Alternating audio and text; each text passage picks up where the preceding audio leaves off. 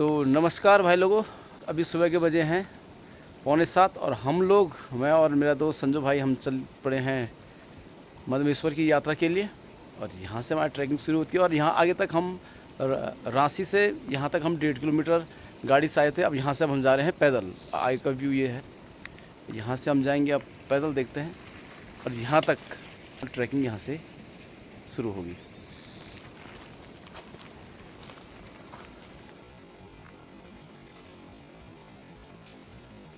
तो भाई लोगों, ये है संजू भाई, बरसाती ओढ़ रखी है, उसके बाद छता ओढ़ दिया। देखो क्या बात है। तो भाई लोगों, तकरीबन आधा किलोमीटर हम पैदल चलने के बाद हमें इतना शानदार झरना देखने को मिला। और प्रकृति की इतनी सुंदर चीज़ों को हर कोई अपने कैमरे में कैद करना चाहेगा। तो कितना सुंदर दृश्य है ना, सामने पे झरना बह रहा है और अगल बगल हरियाली छाई हुई है।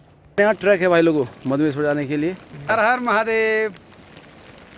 बहुत सुंदर, भगवान मधमेश्वर की कृपा है और हल्की हल्की बारिश से हमारा स्वागत हो रहा है।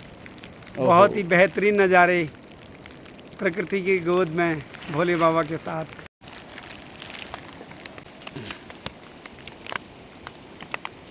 हर हर महादेव, बम भोले।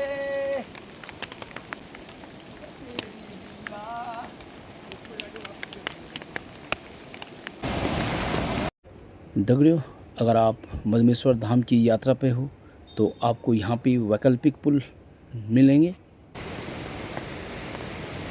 वैकल्पिक पुल इसलिए क्योंकि बरसात के टाइम पर यहाँ पे इतनी तेज़ बारिश होती है, यहाँ पर जो नदी हैं, झरने हैं, इनका बहाव तेज़ हो जाता है और पुल के पुल बह जाते हैं। भाई लोग, जैसे हम अपनी यात्रा में आगे बढ़ रहे हैं, रास्ता और टफ होता जा रहा है। माना कि अभी हमने ना कोई ढलान देखी है और ना कोई चढ़ाई चढ़े हैं। अभी सीधे रोड बाई रोड आते जा रहे हैं। जो पहले वाला रूट था वो अब बदल के अब यहाँ पे रोड, मतलब रोड बन गई। गाड़ियाँ तो नहीं आ रही हैं पर रोड बन गई है आधे तक। जाओ भोले, कैसी रही यात्रा? अद्भुत। जाओ भोले भोले भोले, कैसी रही यात्रा भोले? अच्छा, बहुत बढ़िया। माना कि मानते हैं बारिश आ रही है, पर हमारे जो दगड़े हैं संजू भाई, वो प्रकृति के प्रेमी भी हैं और उसका एक आनंद लेने का अनुभव कहीं से भी नहीं छोड़ने वाले हैं। बस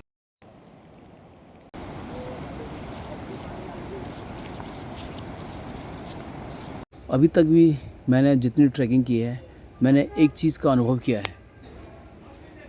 जो हमारे इष्ट देव हैं वो हमें कहीं ना कहीं पे मिल ही जाते हैं। अगर ओंकारेश्वर मंदिर में हमें भैरवनाथ जी के दर्शन हुए थे, तो यहाँ पर मधमेश्वर जाते हुए ट्रैक पे हमें माता रानी के भी दर्शन हो गए। हर हर महादेव, भोले शंकर।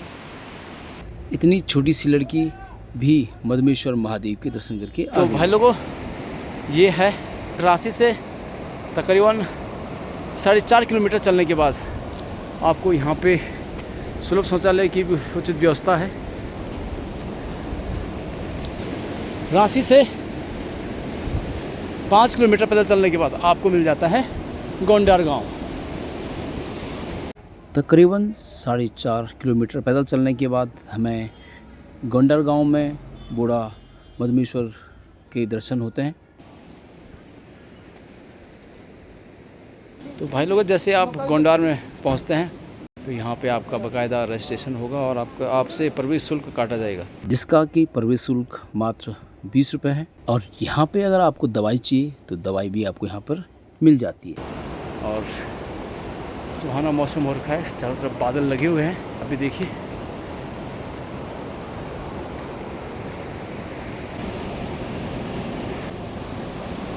तो दगड़ियों, ये है मधुगंगा जो मधमेश्वर क्षेत्र और नंदीकुंड की ओर से आती है। ये है मोरखंडा नदी जो चौखंबा और मंडानी पर्वतों के ग्लेशियर की तरफ से आती है। और बनतौली में इन दो नदियों का संगम होता है और आगे चल के ये कहलाती है मधुगंगा। तो हम पहुंच चुके हैं भाई लोगों बनतौली। मधुमेश्वर धाम में आप लोगों का सब अतिथियों का स्वागत। तो दगड़ियों, आपको तो ट्रैक के बारे में बताता चलूँ। अगर आप लोग आ रहे हैं तो अपनी पानी की बोतल साथ में लाएं, और अगर पानी की बोतल आपकी आधे रास्ते में ख़त्म हो जाए तो आप कहीं पर से गुनगुना पानी अपनी बोतल में रख दें, और ताकि यहाँ के पानी के साथ मिक्स करके वो पानी नॉर्मल हो जाए और आपकी कहीं पर भी तबीयत ख़राब होने वाली नहीं है। ट्रैकिंग पे हों और नाश्ते में पराठे के साथ चटनी मिल जाए तो स्वाद का क्या ही कहना। और चटनी तो आप पहचाने गए होंगे, चटनी है भंगजीरे की।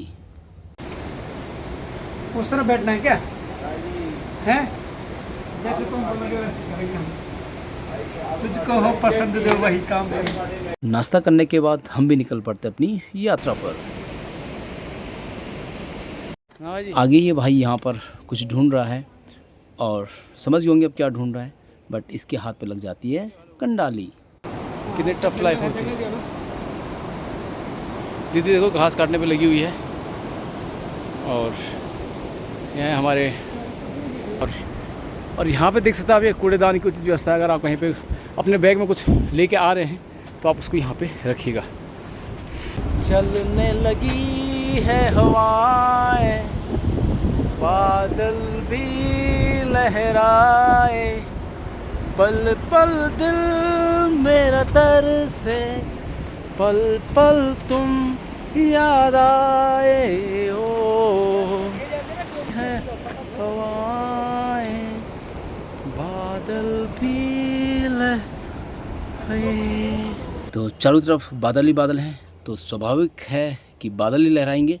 तो अब यहाँ से शुरू होती है असली ट्रैकिंग। असली ट्रैकिंग इसलिए क्योंकि अब यहाँ से जो खड़ी चढ़ाई शुरू हो गई है। तो दगड़ियों, अगर आप ट्रैकिंग पे जा रहे हो और आधे रास्ते में आप थक जाते हो तो कुछ इस तरह से भी आप आराम फरमा सकते हैं। भाई अपना अपना तरीका है भाई आराम करने का। किसी ने कितनी सुंदर लाइनें लिखी हैं, धीरे धीरे चलने में ही प्रकृति का परम आनंद है। वाकई में अगर आप लोग प्रकृति को निहारते चलोगे ना अपने इस यात्रा पर, तो आपको कहीं पर भी थकान लगने वाली नहीं है। और अब हम पहुंच चुके हैं खटरा में, और यहाँ पर भी आप 1 नाइट होल्ड कर सकते हैं। यहाँ पर भी खाने पीने की और रहने की उचित व्यवस्था है। तो लो, एक और सुंदर लाइन फिर आ गई है हमारी इस यात्रा की पड़ाव में।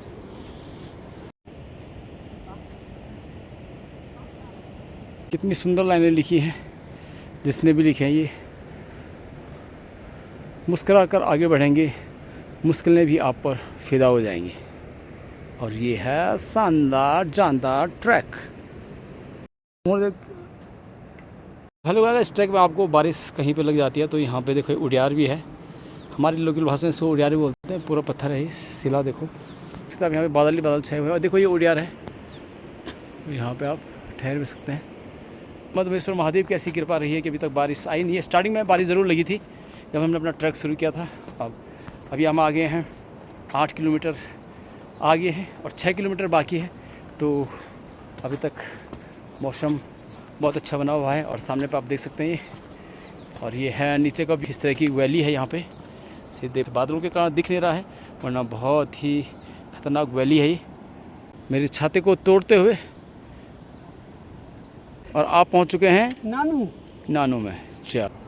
नानू में खूबसूरत चीज़ों का आनंद भी ज़रूर उठाएं।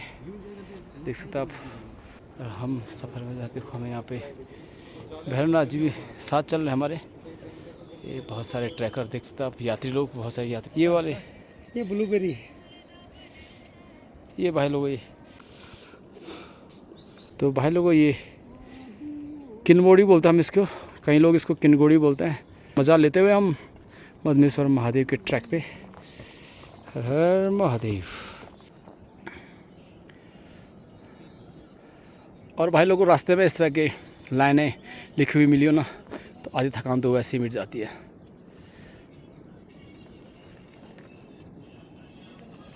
दगड़ियों, अगर आप लोग मधुमेश्वर धाम की यात्रा पे आ रहे हो तो अपने साथ कोल्ड ड्रिंक की बोतलें ना ही लाएं तो अच्छा रहेगा, क्योंकि एक तो उन बोतलों से यहाँ पे चारों तरफ प्रदूषण फैलेगा।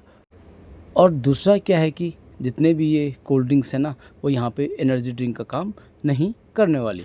और इस ट्रैक पे अगर कोई आपको एनर्जी देगा तो वो देगा आपका नींबू पानी। अगर बुरांस का जूस है तो वो सोने पे सुहागा है।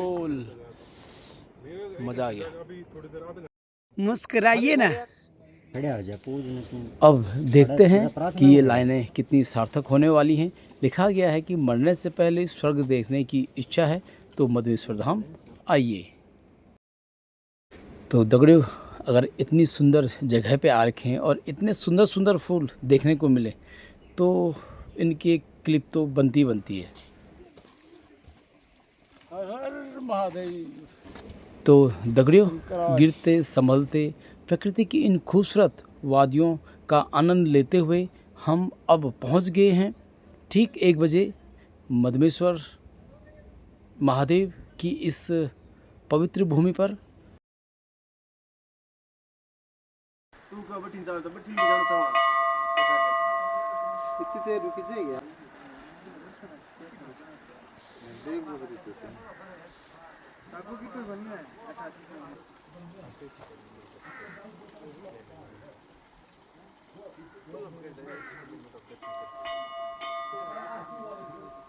उत्तराखंड की शांत, पवित्र और खूबसूरत वादियों में स्थित यह मंदिर न केवल एक तीर्थ स्थल है बल्कि आस्था, तपस्या और प्रकृति की दिव्यता का एक जीवंत संगम है। तो दगड़ियों, आप वीडियो में देख पा रहे हैं कि मधुमेश्वर महादेव के मंदिर के दरवाजे अभी बंद हैं और ये शाम को 6 बजे खुल जाएंगे और उसके बाद और शाम के 7-7:15 बजे से शाम की आरती शुरू हो जाएगी। दगड़ियों, मंदिर दर्शन करने के बाद हम आ गए हैं श्री मधुमेश्वर होटल एंड रेस्टोरेंट में, और जहाँ पे आज हम अपना नाइट होल्ड करने वाले हैं।